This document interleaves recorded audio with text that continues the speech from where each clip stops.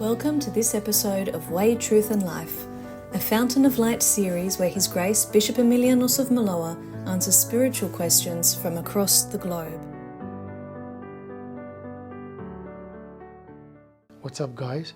This is Way, Truth and Life with Bishop Emilianos. As promised, we bring to you today the first response to your first question. The question was from America.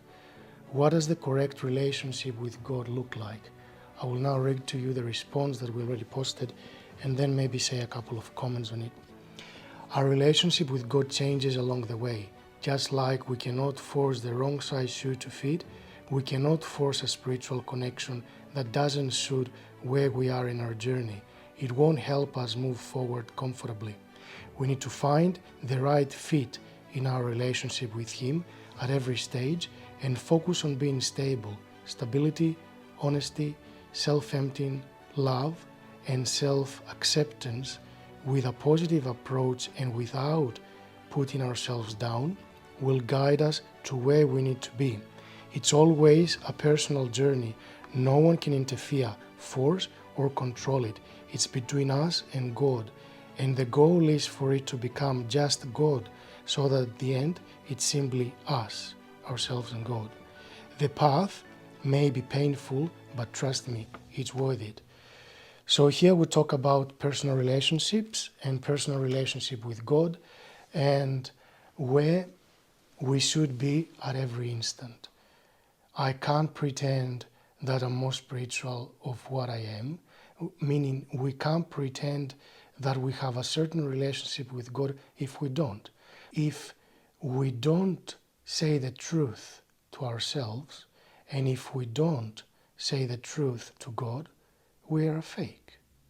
And of course we can move on with our lives thinking we're somebody and God knows who we are, but it won't help us. It won't do anything.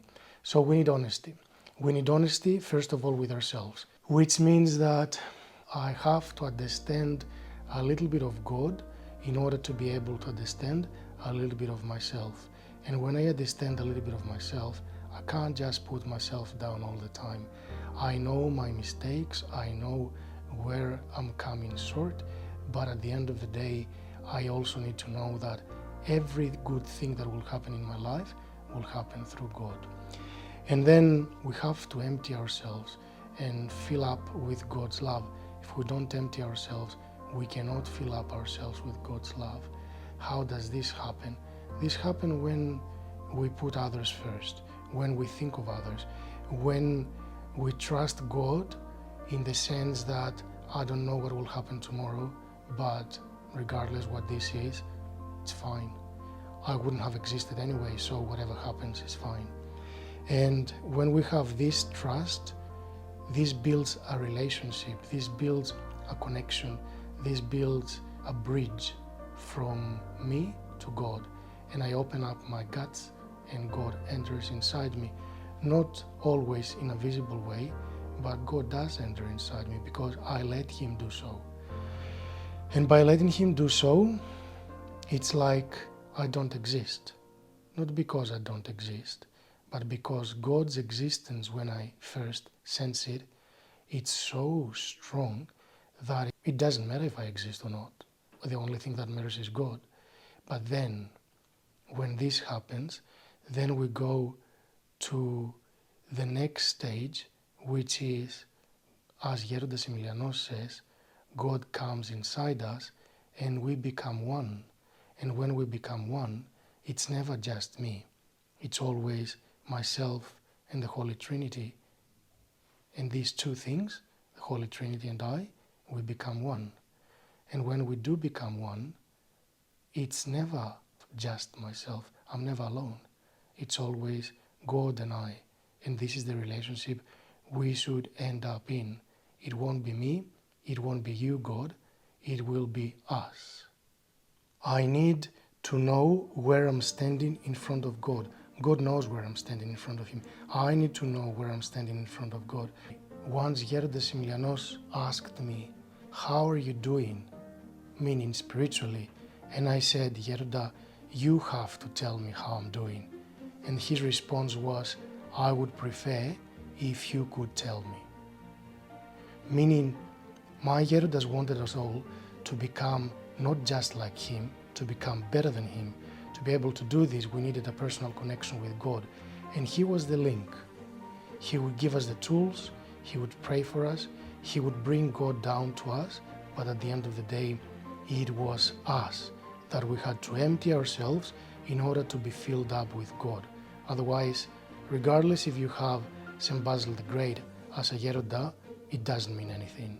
St. Basil the Great, he had a lot of spiritual children, but not all of them are saints.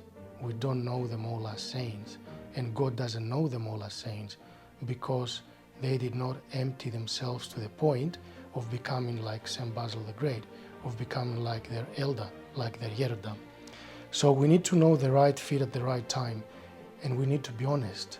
If I don't have a connection with God, I will keep trying. I will not pretend. I can't pretend. If I pretend, I'm teasing myself. I don't tease God. God knows. I'm teasing myself. The thing is that when we empty ourselves, then it is just God. In my relationship with Him, it is just God.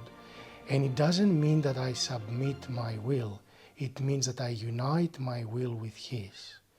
Once again, I asked Bishop Emilianos, I told him that I wanted to submit my will to God the way that Christ submitted His will on the cross.